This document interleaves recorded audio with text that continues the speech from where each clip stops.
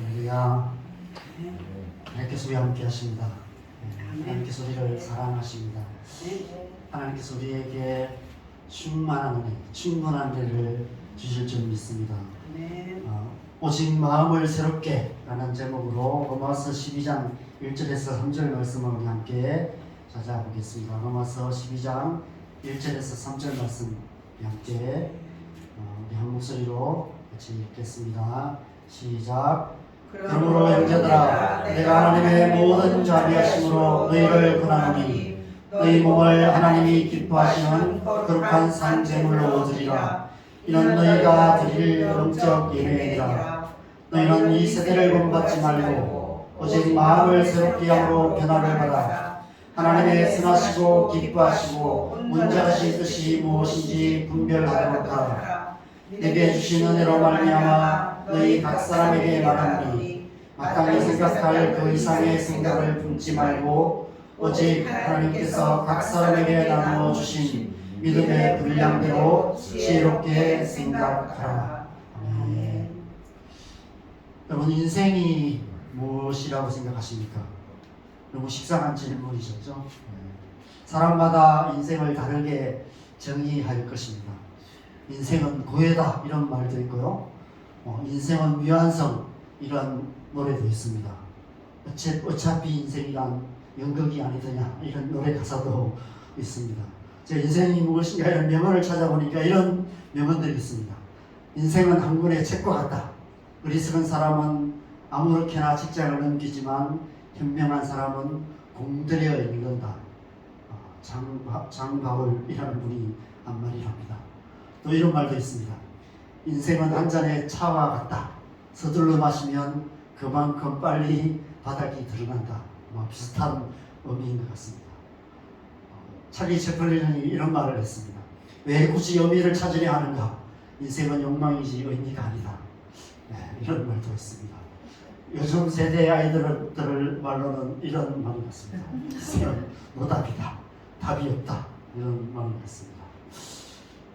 저는 인생이란 사람 되는 과정이다 이렇게 정의하고 싶습니다. 인생이란 우리가 사람이 되어가는 그런 과정이 인생이 아닐까 생각합니다. 지난 1월 첫 예배를 시작하면서 시편 1편을 가지고 말씀을 나누며 비슷한 말씀을 나누었던 것 같습니다. 여러분, 사람은 사람으로 태어납니다. 사람으로 태어나 사람이 되어가는 존재가 바로 사람입니다. 우리는 엄마 뱃속에 잉태되는 순간부터 이미 사람이고 태어나는 순간에도 사람으로 태어납니다. 그러나 사람다운 사람이 되기 위해서는 오랜 시간이 필요합니다. 어쩌면 평생의 시간이 필요한지도 모릅니다. 인생을 사람 되는 과정이라고 정의한다면 인생을 잘 산다는 것은 세상이 말하는 것과 전혀 다른 의미가 될 수 있습니다. 돈 많이 벌어서 내 하고 싶은 대로 마음껏 하면서 사는 것이 잘 사는 것이 아니라는 것입니다. 다른 사람들보다 잘 먹고 잘 사는 것이 잘 사는 것이 아니라 제대로 사는 것. 제대로 살아서 제대로 된 사람이 되는 것. 사람 되는 것. 그렇게 살아야 그것이 잘 사는 것입니다. 사람이 사람 되는 과정을 삶이라고 말씀을 드렸습니다. 이 삶이라는 단어는 이 사람이라는 말을 딱 이렇게 축약시키는 겹치는 단어, 모음이죠. 모음 하나만 빼면 삶이 됩니다. 사람은 삶을 통해서 사람이 되어 갑니다. 어떤 삶을 사느냐에 따라서 어떤 사람이 되느냐가 결정이 되는 것이죠. 좋은 삶을 살면 좋은 사람이 되고요. 나쁜 삶을 살면 나쁜 사람이 됩니다. 올바른 삶을 살면 올바른 사람이 되어가고요. 삐딱한 삶을 살면 삐딱한 사람이 되어갑니다. 그래서 삶이 중요합니다. 우리에게 주어진 하루하루를 어떻게 살아가느냐, 그것이 굉장히 중요합니다. 하루하루의 삶이 사람 되는 데 있어서 중요한 자원이 되는 것입니다. 먼저 사람들 사이에 우리가 어떻게 살아가느냐가 중요합니다. 가정에서, 학교에서, 직장에서, 교회에서 우리가 만나는 사람들 속에서, 이 세상 속에서 살아가는 우리의 하루하루가 우리의 사람됨을 결정하는 중요한 요소가 되는 것입니다. 사람들 속에서 우리는 사람이 되어가는 것입니다. 사람들과 부딪히면서, 사람들과 관계도 깨져가면서 상처받고 상처 주는 그런 삶의 현실 속에서 우리는 사람다운 사람이 되어가는 것이죠. 또한 아무도 없는 나 혼자만의 시간, 나 혼자만의 공간 속에서 어떻게 살아가느냐, 어떤 모습으로 살아가느냐도 굉장히 중요합니다. 아무도 보는 이 없을 때 당신은 누구입니까? 이런 제목의 책처럼 홀로 있는 시간을 어떻게 보내느냐가 나의 나됨을 결정하는 굉장히 중요한 요소가 되는 것입니다. 사람들 속에서의 나의 모습과 아무도 없는 곳에서의 나의 모습이 완전히 다를 수 있습니다. 오히려 나 혼자만 있는, 홀로 있는 그 시간에 내 모습이 진정한 내 모습일 수 있는 것 같습니다. 사람들 보기에는 그럴듯한 모습이지만, 그러나 아무도 보는 사람 없고 아무도 나를 아는 사람이 없는 그곳에서 나는 전혀 다른 모습으로 살고 있다면 어쩌면 진정한 내 모습은 그 모습이 내 모습일 수 있는 것 같습니다. 그런 의미에서 저는 지금 제 앞에 서 있는 목사라는 저의 모습이 제 모습이 아니라 저 혼자 집 아래 혼자 널브러져 있을 때 그때 제 모습이 진정한 제 모습이 아닐까 이런 생각이 듭니다. 또한 삶에는 수많은 우여곡절들이 있습니다. 인생의 깊은 골짜기 같은 시간을 지나갈 때 어떻게 살아가는가, 그것이 사람됨을 결정하는 중요한 요소가 되는 것입니다. 특별히 큰 실패와 어려움을 당할 때 어떻게 반응하느냐, 어려울 때 어떻게 반응하느냐. 좋을 때는 다 좋은 사람이죠, 그렇죠? 근데 진짜 삶이 어려울 때, 상태가 안 좋을 때, 어려움을 당할 때 나의 진정한 내 모습이 튀어나오게 됩니다. 그래서 어려움을 당할 때는 내가 어떻게 반응하느냐에 따라서 내가 더 나은 내가 될 수도 있고 반대로 더 나쁜 내가 될 수도 있는 것입니다. 우리의 삶에 당하는 고난이 우리를 사람되게 만드는 유익한 시간이 되기도 하지만 반대로 그 고난 때문에 짐승만도 못한 모습으로 전락할 수도 있다는 것입니다. 마지막으로 우리의 삶이 평탄할 때 어떤 모습으로 살아가느냐, 우리의 삶이 어려움에 있고 해결할 문제가 있을 때 우리는 하나님을 의지합니다. 하나님께 기도합니다. 그렇다면 평안할 때는 어떠한가요? 내 삶이 평안할 때도 나는 변함없이 하나님을 의지하는 사람인가? 내 삶이 형통할 때도 나는 여전히 하나님의 얼굴을 구하며 기도하는 사람인가? 어떤 상황에도 한결같이 하나님 앞에서 살아가는 하나님의 사람인가가 중요한 것 같습니다. 여러분, 우리는 모두 하나님께서 창조하신 시간과 공간 속에서 살아가고 있습니다. 우리에게 주어진 시간만큼, 정해진 시간만큼 살아가고요. 우리에게 허락된 삶의 공간에서 우리는 살아갑니다. 그 속에서 수많은 내적인, 외적인 갈등들을 겪으며, 사건들을 겪으며 우리는 살아가게 됩니다. 우리의 삶의 상황과 환경은 사람이 사람 되는 데 있어서 중요한 요소인 것 같습니다. 왜냐하면 사람은 환경의 영향을 많이 받기 때문에 그렇습니다. 우리를 둘러싼 삶의 환경과 상황들, 그것이 지금의 나를 만드는데, 지금의 내가 있게 하는데 굉장히 중요한 요소가 되는 것이죠. 그런데 그보다 더 중요한 것은 우리가 처한 삶의 상황과 환경을 어떻게 받아들이고 어떻게 해석하고 그 속에 어떻게 내가 반응하느냐, 그것이 사람의 사람됨을 결정하는 중요한 요소가 된다는 것입니다.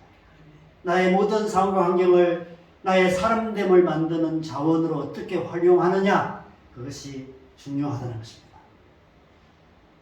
제가 몽골에 단기 선교를 갔을 때 차를 타고 끝없는 어떤 나무 한 그루 없는 들판을 가로질러 간 적이 있었습니다. 그러니까 몽골의 산과 들판인데, 그죠?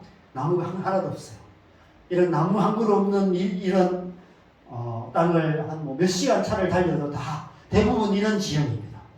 이런 이제 차를 타고 가는데 말을 타고 양을 몰고 가는 양치기 어린 소년을 모습을 본 기억이 납니다.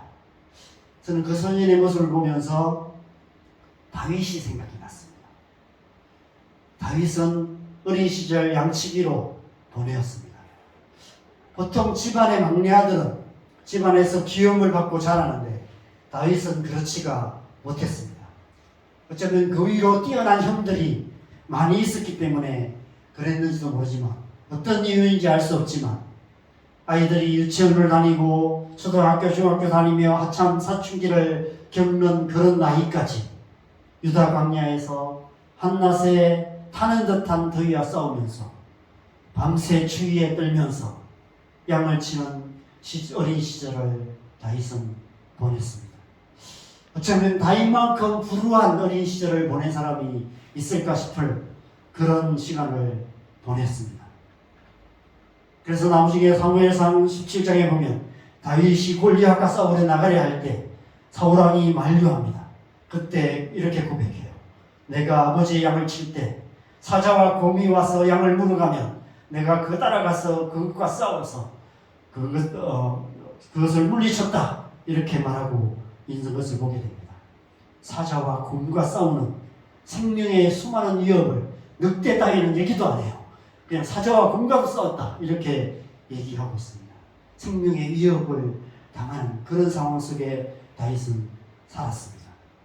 다윗의 아버지 이새나 다윗의 형들도 다윗 하나쯤은 어떻게 되어도 상관없다, 이렇게 생각했는지도 모릅니다. 그래서 어떤 학자들은 다윗에게는 출생의 비밀이 있었을 것이다, 이렇게 주장하기도 합니다. 어쩌면 주워온 아들, 아니면 바람 피어서 나온 아들, 이런 의미가 아니었을까, 이런 의미로 그렇게 해석도 하는 것 같습니다. 다윗도 자기 입으로 이런 고백을 해요. 내 부모는 나를 버렸으나 여호와는 나를 영접하시리이다. 사춘기 아이들이 방황을 많이 합니다. 사고를 치고 문제를 일으키는 아이들이 많이 있죠. 대부분의 가정에 문제가 있는 가정들 안에 이런 문제가 많이 있습니다. 그런데 그 아이들이 대부분, 그죠? 사고치고 문제를 일으키는 아이들을 보면 부모의 문제인 경우가 참 많이 있습니다. 그래서 이런 말이 있죠. 문제아 뒤에는 문제 부모가 있다, 이런 말이 있습니다. 그래서 어떤 목사님이 이런 제목의 책을 쓰셨습니다. 문제는 없다, 문제 부모만 있을 뿐이다. 그런데 그것은 절대적인 진리는 아닙니다. 보편적으로 그런 현상들은 많이 있지만 그것이 절대적인 진리는 아닙니다. 만약 그것이 절대적인 진리라면 다윗은 그 시대에 가장 큰 문제아가 되었어야만 합니다. 그런데 다윗은 달랐습니다. 그 속에서 다윗은 다르게 반응했습니다. 그 상황과 환경을 다르게 이용했습니다. 광야에서 하늘의 무수한 별들을 보며 다윗은 하나님의 얼굴을 구하였고, 깊은 외로움 속에서 하나님을 찾았고, 부모에게서 버림받은 그런 마음의 고통을 가지고 하나님 앞에 나가 수금을 타며 하나님 앞에 나아갔습니다. 그 고통의 시간들이 오히려 다윗을 하나님의 마음에 합한 사람, 하나님을 아는 사람 되게 만들었고, 마침내 온 이스라엘의 왕이 되게 만들었던 것입니다. 사무엘상 22장에 보면 사울에게 쫓겨 아둘람 굴에 숨어 있을 때의 이야기가 기록되어 있습니다. 사무엘상 22장 1절에서 2절 같이 한번 읽어볼까요? 시작. 그러므로 다윗이 그것을 떠나 아둘람 굴로 도망하매 그의 형제와 아버지의 온 집이 듣고 그리로 내려가서 그에게 이르렀고 환난당한 모든 자와 빚진 모든 자와 마음이 원통한 자가 다 그에게로 모였고 그는 그들의 우두머리가 되었는데 그와 함께 한 자가 400명 가량이었더라. 환난당한 자, 빚진 자, 마음이 원통한 자가 그에게 모였는데 400명이 모였다라고 얘기합니다. 여러분, 우리는 누구나 주변 사람들의 영향을 많이 받습니다. 나이가 어릴수록 다른 사람의 영향을 더 많이 받습니다. 그래서 어떤 친구를 사귀느냐가 중요하고요. 어떤 무리와 어울리느냐가 굉장히 중요합니다. 저희 아들이 막 기타를 친다고 막 하고 나중에 자퇴하고 막 그럴 때 참 마음에 걱정이 많이 되었습니다. 그러다가 이제 백석대를 갔는데 백석대가 기독교 학교잖아요. 그래서 학교 가서 이렇게 같이 찬양팀 활동하고 하다 보니까 저희 아들도 간사 아들이었고 또 목사 아들이었는데 가서 보니까 자기보다 더 믿음 좋은 그런 아이들이 많이 있거든요. 그런 아이들과 어울리다 보니까 그런 선배들과도 어울리고 또 뭐 하덕교 목사님 이런 분이 교수로 계시니까 또 그런 분들한테 지도를 받고 이러니까 좀 이렇게 좋은 영향을 많이 받은 것 같아요. 그래서 다른 건 몰라도 그거 하나는 잘한 것 같다 이런 생각이 듭니다. 어떤 친구를 사귀느냐가 굉장히 중요하죠. 그래서 사고 치는 아이들 부모님들은 대부분 이런 말을 합니다.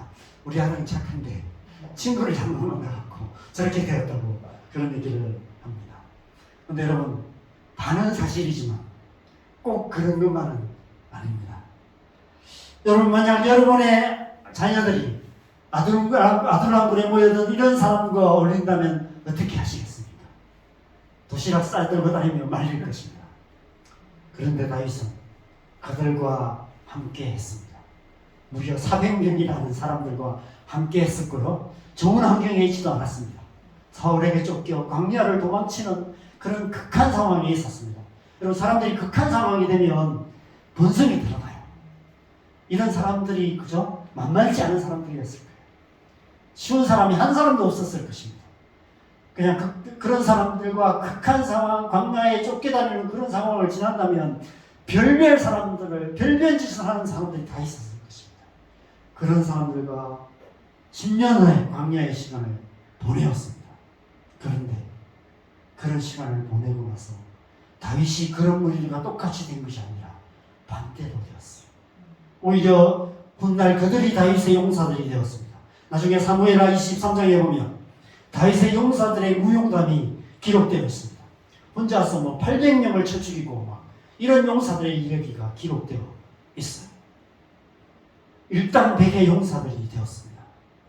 그 사람들이 어느 날 갑자기 모여든 사람들이 아니라 이때 아둘람굴에 모였던 이 사람들, 환난당한 자, 빚진 자, 마음이 원통한 자였던 그들이 다윗과 함께 10년의 광야를 보내고 또 다윗과 함께 30년의 그 통치 기간을 함께 보내면서 함께 전쟁에 나가 싸우면서 그런 용사들이 되었던 것입니다. 다윗이 특별한 사람이었기 때문일까요? 물론 다윗은 특별한 사람이었겠죠. 그러나 꼭 그렇지만은 않습니다. 지금도 이 세상에는 그런 사람들이 많이 있습니다. 역사 속에 수많은 사람들이 그런 삶을 살았던 것을 보게 됩니다. 물론 좋은 부모 만나서 좋은 환경에서 좋은 교육 받으며 자라서 성공적인 삶을 사는 사람도 많지만 소설에나 나올 만큼 불우한 환경에서 자랐지만 그 모든 환경을 뛰어넘어서 훌륭한 삶을 살았던 사람들, 그리고 지금도 그렇게 살아가는 사람들이 많이 있습니다. 다윗의 이야기는 상황과 환경이 사람 됨에 있어서 절대적인 것은 아니라는 사실을 우리에게 보여주고 있습니다. 그 속에서 우리가 어떻게 사느냐가 중요하다는 것입니다. 그 속에서 어떻게 우리가 반응하느냐가 중요하다는 것입니다.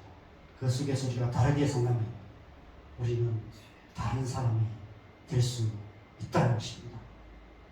물론 사람됨에 있어서 타고난 성격 또 중요한 요소가 됩니다. 살면 살수록 유전자의 힘이 무섭다 이런 생각이 들 때가 많습니다. 우리 아이들만 봐도 양가의 유전자를 합쳐놓은 그런 모습들을 보게 됩니다. 물론 양가에 좋은 유전자도 있지만 양가에 나쁜 유전자도 많이 있는 것을 보게 됩니다. 어떻게 그런 유전자를 고스란히 물려받았나 이런 생각이 들 때도 많이 있습니다. 요즘 MBTI 같은 어떤 성격 검사, 성격 유형 검사 이런 것을 많이 합니다. 타고난 성격이나 기질이나 유전자의 영향이 이 세상을 살아가는 데 중요한 요소가 되기 때문에 그렇습니다. 그러나 그건 역시도 절대적인 것이 아닙니다. 그것이 하나님께서 원하시는 사람이 되는 데 있어서 방해 요소가 될 수는 없습니다. 타고난 성격이나 기질이나 유전자대로라면 저는 절대 사역자가 될 수 없는 사람입니다. 제 타고난 기질로는 이렇게 사람들 앞에 서서 설교하는 것 자체가 불가능한 사람입니다. 지금은 많이 바뀌었지만 그럼에도 불구하고 여전히 사역자로 살기 힘든 요소들이 제게 많이 있습니다. 날마다 실험하고 있는 부분들이 있습니다. 목사는 이래야 한다 이런 기준을 놓고 본다면 저는 목사로서 결격 사유가 정말 많은 사람입니다. 극단적인 내성적인 사람이에요. 저는 누군가에 전화 한 번 하려면 10번, 20번을 고민을 해야 전화를 할 수 있는 사람입니다. 저 카톡 한번 쓰라고 카톡을 한번 보낼 때도요. 이렇게 써도 될까? 이렇게 써야 할까? 썼다가 지우고 썼다가 지우고 수십 번 반복하다가 못 보낼 때도 많이 있습니다. 그래서 지금도 전화해야지 하면서 아직도 전화를 못하고 있는 사람도 많이 있습니다. 그래서 제가 목사 안수를 받을 때 제가 이제 독립교단에서 목사 안수를 받았는데 그때 이제 횃불회관 양재회가 있죠, 그죠? 양재 트리니티 횃불회관에 가서 면접도 하고 시험도 치고 그렇게 했는데 그 면접관 중에 한 분이 이제 이 성격 유형 검사를 하시는 심리학 쪽을 전공하시는 기독교 심리학 담당하시는 교수님이셨나 봐요. 여자분이셨는데 굉장히 나이가 한 60대 중반쯤 되시는 아주 이렇게 인자하신 그런 고상하신 그런 교수님이 한 분 계셨어요. 그분이 이제 면접 MMPI 이런 검사였나 봐요. 한 500문항 되는 이런 검사지를 가지고 검사를 했었는데 그 검사 결과가 나왔나 봐요. 그래서 그 검사 결과를 몇 사람이 이제 면접관도 몇 사람 앉아 계시고 면접을 보는 이제 목사 후보생들도 한 5명쯤 이렇게 앉아 있는데 제 순서가 됐는데 그 면접 결과지를 한참 보시고 저를 이렇게 굉장히 안쓰러운 측은한 눈으로 보면서 이 성격을 어떻게 지금까지 사역을 했냐고. 제가 이제 그때 한 10년 정도 간사로 사역을 했을 때였으니까 선교단체에서 한 20년 사역을 하셨네요. 이 성격을 어떻게 지금까지 사역했냐고 이렇게 굉장히 뭔가 측은한 눈으로 바라보시면서 그렇게 말씀하셨던 그때가 기억이 납니다. 제 성격이 참 그래서 제가 내 성격이 좀 그런가 이런 생각을 했던 것 같습니다. 그럼 가수들이나 배우들 가운데도 극단적으로 내성적인 사람이 있어요. 저는 좀 가수나 배우들은 외향적인 사람만 그렇게 하는 줄 알았습니다. 근데 가끔 TV를 보면 저보다 더 내성적인 사람들도 많이 있는 것을 보게 됩니다. 그런데도 많은 사람들 앞에서 노래를 하고 연기를 합니다. 그게 너무 힘들어서 공황장애를 겪는 연예인들이 참 많이 있습니다. 그럼에도 불구하고 그 마음 안에 자기의 기질이나 자기의 성격이나 유전자의 힘까지도 이길 만한 어떤 소망, 간절한 꿈, 그런 열정, 그런 것이 있기 때문에 그렇게 살고 있는 것 같습니다. 신앙생활도 마찬가지예요. 탁월한 성격이나 기질이나 유전자의 힘이 신앙생활에도 중요한 요소가 될 수는 있습니다. 많은 영향을 미칠 수는 있습니다. 좀 밝은 사람, 인간관계 잘하는 사람, 좀 이렇게 외형적인 사람, 이런 사람들은 교회 활동도 열심히 하고 교회 생활도 잘 적응합니다. 그런데 그렇지 못한 사람들은 참 교회 가도 잘 적응하기도 힘들고요. 사람들과 잘 어울리기도 힘들어요. 분명히 그것이 중요한 요소는 될 수 있습니다. 그런데 그것이 하나님의 사람이 되는 데는 조금도 방해 요소가 될 수 없습니다. 하나님은 우리의 타고난 성격과 기질과 유전자와 상관없이 우리를 온전한 하나님의 사람으로 만들어 가시는 분이시기 때문입니다. 여러분, 하나님은 이 세상 수많은 사람들 가운데 성격 좋은 사람, 좋은 기질, 좋은 유전자 가진 사람들만을 골라내어서 그들만의 천국을 만드시는 분이 아니십니다. 천국은 특별한 기질, 특별한 유형을 가진 사람들, 그런 사람들로만 이루어진 그들만의 천국이 아닙니다. 가진 자만의 천국이 아닙니다. 누구든지의 천국입니다. 여러분, 하나님은 우리를 다양하게 만드셨어요. 붕어빵같이 털에 넣어서 똑같은 성격, 똑같은 기질의 사람들로 만드시지 않으셨고요. 또 그렇게 만들어 가시지도 않으십니다. 우리가 하나님의 사람이 된다는 것은 다 똑같은 사람이 되는 것이 아니에요. 들판에 다양한 꽃들이 있습니다. 저마다 독특한 아름다움과 자기만의 향기를 풍기고 있습니다. 우리 역시도 하나님 나라에서 그런 존재가 되어 가는 것입니다. 이 세상에 똑같은 사람은 한 사람도 없습니다. 다른 사람과 비슷하게 흉내낼 수는 있지만 다른 사람과 똑같은 사람이 될 수는 없습니다. 여러분, 인생이란 사람이 되는 과정인데 내가 되는 과정입니다. 내가 되어가는 것이죠.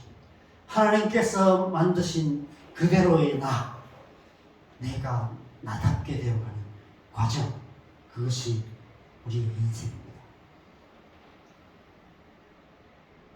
어쩌면 우리의 외모는 성형수술이 필요할지도 모릅니다. 쌍꺼풀 수술이 필요할 수도 있고요. 성형수술을 해야만 하는 사람도 있을 수 있습니다. 성형수술을 하면 좀 더 다르게 변할 수도 있을 것입니다. 그런데 나의 나됨은 성형수술을 할 수도 없고요. 성형수술을 할 필요도 없습니다. 아무리 다른 사람이 되려 해도 나는 나일 뿐입니다. 나답게 살아야 하고요. 나다운 사람이 되어야 합니다. 다른 사람과 비교할 수도 없고 비교할 필요도 없습니다. 있는 모습 그대로의 나로 충분한 존재인 것이죠. 왜냐하면 하나님께서 나를 그렇게 만드셨기 때문입니다. 그런데 문제는 그렇게 살기가 쉽지 않다는 거예요. 우리가 사는 이 세상이 나를 그렇게 살도록 내버려두지 않는다는 것입니다. 왜냐하면 이 세상이 끊임없이 우리에게 다른 사람이 되라고 요구하고 있거든요. 끊임없이 다른 사람과 비교하면서 끊임없이 내가 아닌 누군가가 되어야 된다라고 우리에게 말하고 있습니다. 옆집 누구 보라고, 이 친구 누구 보라고, 다른 사람을 하는데 너는 왜 그러냐고. 우리를 가장 사랑하는 우리의 부모님조차도 우리를 향해서 그렇게 말하면서 내가 나되도록 가만 내버려 두지 않은 것이 많기 때문에 그렇습니다. 우리가 장날 시장에서 생선을 살 때는 좀 더 싸고 싱싱한 생선을 비교해서 고릅니다. 과일가게에서 과일을 살 때는 과일을 비교해서 좀 더 크고 맛있는 것을 고릅니다. 옷가게에서 옷을 살 때는 이 옷 저 옷 입어보고 내게 더 잘 어울리는 옷을 고릅니다. 우리가 이 세상을 살기 위해서는 끊임없이 비교하고 더 나은 것을 선택하며 살아갈 수밖에 없습니다. 왜냐하면 이 세상은 상대적인 가치가 지배하는 세상이기 때문에 그렇습니다. 그래서 이 세상을 살기 위해서는 우리가 그렇게 비교하고 선택할 수밖에 없어요. 그런데 문제는 사람조차도 그런 상대적인 기준으로 평가하는 세상이라는 것입니다. 사람을 생선 고르듯이, 과일 고르듯이, 옷 고르듯이 하는 세상입니다. 이런 세상이기에 우리는 늘 우리 자신을 다른 사람과 비교하게 되고, 우리의 자녀들을 다른 집 자녀들과 비교하게 되고, 우리 가정을 다른 가정과 비교하게 되고, 내 남편을, 내 아내를 다른 사람과 비교하게 됩니다. 여러분, 그래서 얻는 것이 무엇입니까? 좋은 결론을 얻는 경우는 거의 없습니다. 왜냐하면 우리는 항상 우리 보기에 더 나아 보이는 것과 비교하기 때문입니다. 우리보다 못한 상황에 처한 사람을 보면서 잠깐 위안을 얻을 때도 있지만, 대부분 우리는 더 나은 누군가를 비교하기 때문에 우리는 언제나 우리 자신이 불행한 존재가 될 수밖에 없습니다. 여러분, 우리가 하나님의 백성이 된다는 것은 이 세상과 다른 가치로 사는 사람이 된다는 것입니다. 세상의 상대적인 가치가 아니라 하나님의 말씀, 하나님 나라의 절대적인 가치 기준을 따라 살아가는 자가 되는 것을 말하는 것입니다. 그 하나님의 기준, 그 기준으로 나를 바라보고, 그 기준으로 다른 사람을 바라보고, 그 기준으로 이 세상을 살아가는 사람이 되어야 한다는 것입니다. 그 기준으로 살아가야 하나님이 원하시는 사람이 되는 거예요. 우리 인생이 사람이 사람된 과정이라면 어떤 가치 기준으로 살아가느냐에 따라서 어떤 사람이 되느냐가 결정이 돼요. 세상의 가치 기준으로 살아가면 우리는 점점 더 세속적인 사람이 되는 것입니다. 하나님의 사람이 될 수가 없어요. 세상적인 가치 기준이 더 우리 안에 견고하면 할수록, 그 기준을 따라서 더 열심히 살면 살수록 더 세속적인 사람이 될 수밖에 없습니다. 우리 안에 하나님의 가치 기준, 하나님의 절대적인 가치 기준, 나를 나답게 하시는, 내 모습 그대로 사랑하시는 하나님의 기준이 우리 안에 있어야만이, 그 기준으로 살아갈 때만이 정말 내가 나다워질 수 있고, 정말 내가 하나님이 원하시는 그 사람이 될 수 있는 것입니다. 그래서 시간이 필요해요. 그래서 신앙생활하는 시간이 필요합니다. 상당히 오랜 시간이 필요합니다.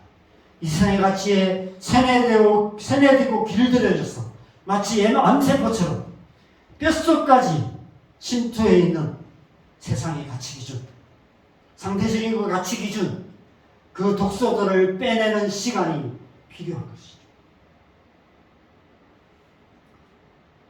그래서 오늘 이 말씀이 중요합니다. 오늘 말씀은 우리가 하나님의 사람이 되어가는 세 가지 방향, 세 가지 차원에 대해서 말씀하고 있어요. 1절에는 몸에 대해서 말씀하십니다. 너희 몸을 하나님이 기뻐하시는 거룩한 상 제물로 드리라. 우리의 몸을 잘 사용해야 된다고 하십니다. 2절에는 우리의 마음을, 오직 마음을 새롭게 함으로 변화를 받으라 말씀하십니다. 마음에 대해서 말씀하세요. 3절에는 마땅히 생각할 그 이상의 생각을 품지 말라라고 말씀하십니다. 우리의 몸과 마음과 생각이 하나님의 사람답게 되어야 한다는 것입니다. 몸과 마음과 생각을 하나님의 절대적인 가치 기준을 따라서 살아가야 한다는 것입니다. 그러면 이렇게 표현할 수 있습니다. 우리의 몸과 생각과 제일 중심에 우리의 마음이 있습니다. 우리의 마음에 우리의 영이 있고요, 성령께서 우리의 마음에 거하십니다. 우리의 생각이 있고요, 우리의 몸이 있습니다. 우리의 몸과 마음과 생각이 하나님의 나라를 향할 수도 있고요, 세상의 가치를 따라서 살아갈 수 있습니다. 우리의 몸과 마음과 생각이 향하는 방향을 따라서 우리는 하나님의 사람이 되어갈 수도 있고, 반대로 점점 더 세속적인 사람이 될 수도 있는 것입니다. 우리가 날마다의 삶 속에서 몸과 마음과 생각을 온전히 하나님께로 향한다면, 그렇게 살아간다면, 우리의 전 존재가 하나님과 올바른 관계 안에서 살아간다면 우리는 온전한 하나님의 사람이 될 수 있다고 말씀하고 있는 것이죠. 그래서 먼저 너희 몸을 하나님이 기뻐하시는 거룩한 산 제물로 드리라고 말씀하십니다. 우리의 몸에는 오감이 있습니다. 보고 듣고 맛보고 또 만지고 냄새 맡고 하는 모든 우리의 감각을 가지고 살아가는 이 세상의 모든 삶, 그 삶 자체가 중요하다는 것입니다. 그것이 영적 예배다라고 말씀하십니다. 신앙생활은 영적인 것만 중요한 것이 아니라는 것입니다. 우리의 몸으로 하는 모든 행위도 중요하다는 것입니다. 교회에서 모습과 세상의 모습이 서로 다른 이원론적인 신앙이 되어서는 안 되는 것이죠. 주일 예배 시간만이 아니라 우리의 일상에서 행하는 모든 삶 속에서 우리가 먹고 마시고 하는 모든 것까지도 거룩한 산 제물이 되는 영적 예배가 되는 그런 삶을 살아야 한다고 말씀하고 있는 것입니다. 2절에는 그러기 위해서 오직 마음을 새롭게 하고 변화를 받아야 한다고 말씀합니다. 마음이 중요합니다.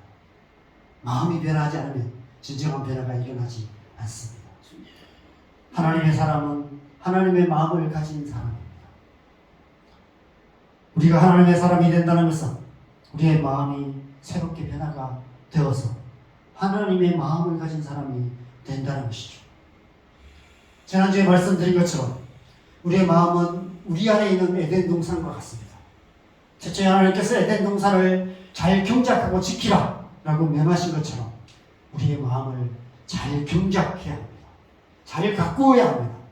그래서 우리의 마음에 하나님의 성품의 열매, 성령의 열매가 풍성하도록 우리의 마음을 성령의 은혜로 잘 가꾸어가는 삶을 살아가야 하는 것이죠. 그래서 하나님의 선하시고 기뻐하시고 온전하시듯이 무엇인지 잘 분별할 수 있는 그런 사람으로 성장하고 성숙해 가야 하는 것입니다. 여러분, 사람의 사람됨은 그 마음에 달려있어요. 그 마음에 하나님의 성품의 열매가 풍성한 사람이 하나님의 사람입니다. 우리는 우리의 마음이 그런 마음 되도록, 그런 마음으로 자라가도록 마음을 잘 가꾸어야 하는 것입니다. 마지막 3절에서는 생각을 잘 지켜야 한다라고 말씀하십니다. 마땅히 생각할 그 이상의 생각을 품지 말고 믿음의 분량대로 지혜롭게 생각하라 말씀하십니다. 여러분, 생각은 마음의 문과 같습니다. 마음이라는 성이 있는데 그 성벽의 문이 바로 생각입니다. 전쟁에서 성문을 잘 지키지 못하면 성 안이 전쟁터가 돼요. 그러면 게임이 끝납니다. 우리가 생각의 문을 잘 지키지 못하면 악한 생각들이 우리의 마음에 들어오게 되고, 그러면 우리의 마음이 전쟁터가 돼요. 우리의 마음이 전쟁터가 되면 사실 게임이 끝나요. 마음의 전쟁에서 이길 수 있는 사람은 별로 없습니다. 한 사람도 없습니다. 악한 생각이 우리의 마음에까지 들어오면 넘어지는 것은 시간 문제예요. 결국 그것은 우리의 몸의 악행으로 드러나게 됩니다. 생각이 들어와서 우리의 마음에 미치면 우리의 몸까지도 그 죄악을 향해서 가게 되는 거예요. 죄를 짓게 된다는 것입니다. 세상으로 향하게 된다는 것이죠. 그래서 잠언 4장 23절에 모든 지킬 만한 것 중에 더욱 내 마음을 지키라. 생명의 근원이 이에서 난다라고 신신당부하고 있는 것입니다. 마음을 잘 지키기 위해서는 우리의 생각을 잘 지켜야 합니다. 전쟁에서 성문을 지키듯이 악한 생각들이 우리의 마음에 들어오지 못하도록 생각의 파수꾼을 세워서 지하로 굳게 지켜야 하는 것이죠. 다른 관점에서 말하면 우리가 운전할 때 차선을 잘 지키듯이 생각의 선을 잘 지켜야 합니다. 마땅히 생각할 그 이상의 생각의 선을 넘어서는 안 되는 것이죠. 넘어서는 안 될 생각이 선이 있습니다. 하나님께서 각 사람에게 나눠주신 믿음의 분량대로 지혜롭게 생각하라. 이 말씀이 의미하는 바가 바로 생각의 선을 지켜야 하는 것이죠. 여기까지. 그 정도까지 생각할 수 있죠. 누구나 미운 마음이 들 수도 있습니다. 누구나 음란한 생각이 들 수도 있고요. 좋은 것을 보면 가지고 싶은 욕심을 가질 수도 있고요. 사람들에 대해서 원망하는 마음이 생길 수도 있고요. 하나님을 향해서 그런 마음이 생길 수도 있습니다. 근데 딱 거기까지. 거기서 딱 멈추면 좀 그렇게 생각하시면 좋겠어요. 여러분, 혹시 어디를 가다가 길을 가는데 갑자기 자동차 매연이 확 올 때 우리 어떻게 합니까? 숨을 딱 멈추죠. 그게 지나갈 때까지. 그죠? 그것처럼 그죠? 악한 생각이 딱 들어올 때 숨을 딱 멈추는 훈련이 좀 필요합니다. 생각을 끊기까지. 그래서 그런 얘기를 해요. 새가 새가 날아가다가 머리 위에 똥을 싸는 것은 막을 수가 없다. 그런데 새가 머리에 둥지를 트는 것은 막을 수 있다. 이렇게 얘기합니다. 그래서 뭐냐면 악한 생각이 들어오고 나쁜 생각이 들어오는 것은 막을 수 없다는 거예요. 우리는 누구나 그런 생각을 하면 산다는 거예요. 그런데 그 생각이 내 속에 둥지를 틀어서 내 마음에까지 들어오게 하는 것은 막을 수 있다는 것입니다. 어떻게? 생각을 잘 지키고. 여러분, 운동 경기에서 선을 넘으면 아웃이 되듯이 하나님 관계에서도 생각의 선을 넘으면 아웃이 될 수 있습니다. 뱀의 강교한 생각이 아담과 하와 안에 들어와서 선악과를 따먹음으로 에덴 동산으로부터 아웃된 것을 우리는 기억해야 하는 것이죠. 말씀을 정리하겠습니다. 사랑하는 여러분, 우리는 싫든 좋든 원하든 원치 않든 이 세상을 살아가야 합니다. 하나님께서 우리에게 허락한 시간만큼 하나님께서 우리에게 만나게 하신 사람들, 함께 살아가게 하신 사람들 속에서, 그리고 이 세상과 하나님 나라 사이에서 우리에게 주어진 인생을 살아가야 합니다. 어떤 인생을 살기 원하십니까? 어떤 사람이 되기 원하십니까? 하나님께서는 우리가 하나님의 사람 되기를 원하십니다. 하나님이 원래 만드신 나, 내 모습 그대로 나, 가장 나다운 나가 되기를 원하십니다. 우리가 우리의 몸과 마음과 생각을 오롯이 하나님께로 향하며 살아갈 때, 다른 사람이 내게 뭐라 해도, 세상이 뭐라 해도 하나님만 바라보며 살아갈 때 우리는 날마다 새롭게 변화될 수 있고 하나님이 원하시는 바로 그 사람이 될 수 있을 줄 믿습니다. 자, 여러분이 하루하루의 삶이 그런 삶 되기를 바랍니다. 우리의 인생이 우리 모두가 하나님 사람 되어가는 복된 인생 되시기를 주님의 이름으로 간절히 축원합니다. 함께 찬양하겠습니다. 이 찬양을 했으면 좋겠습니다. 주님의 뜻을 이루소서. 주님께서 우리 가운데 역사하십니다. 우리가 우리 자신을 변화시킬 수 없어요. 우리가 우리를 더 나은 사람으로 만들 수 없습니다. 우리가 할 수 있는 것은 유일한 거예요. 하나님 바라보는 것입니다. 삶의 모든 상황 속에서 하나님 바라볼 때, 금바위 얼굴이라는 어떤 옛날 그 짧은 동화가 있잖아요. 얇은 이야기가 있잖아요. 그 바위를 바라볼 때 내가 그 모습으로 변화되는 것처럼 우리가 날마다 하나님 바라보고 하나님을 향해 살아갈 때 우리가 그렇게 온전한 모습으로 변화될 줄 믿습니다. 그 믿음 가지고 함께 이 찬양하면서 주님 앞에 나가겠습니다. 주님의 뜻을 이루어서 찬양 함께 하겠습니다.